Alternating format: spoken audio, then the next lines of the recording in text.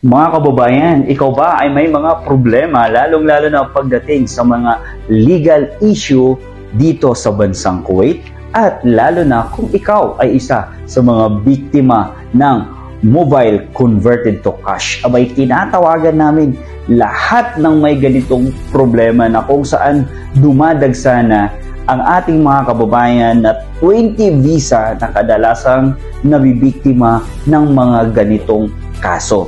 Kaya't nandito po ang Al-Hilal Group of Consultant or Legal Consultant dito sa Mega Kuwait kasama ang inyong Mega Love Radio para kayo po ay aming tulungan.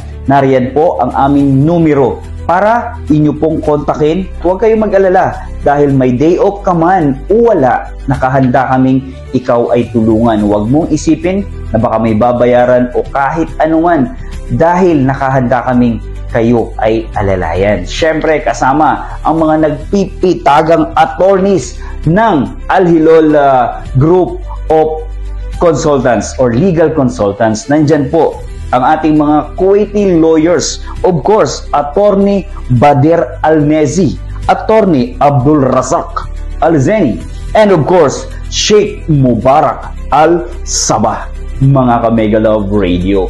Kaya panahon na para lumaban. Panahon na para alamin ang iyong mga karapatan dito sa bansang ito. Kung kayo po ay may problema pagdating po sa inyong release case, nandyan din po ang indemnity case. Siyempre, marriage case at passport case. Siyempre, police or police station case. May mga problema sa ating police station at criminal case at marami pang iba. Lahat po yan, kayo ay tutulungan ng Al-Hilal Group of Consultant, mga ka-Mega Love Radio. Of course, ayan, syempre, they are effective and efficient lawyers. Dahil hindi lang isang lawyer ang tutulong sa inyo, tatlo-tatlo yan.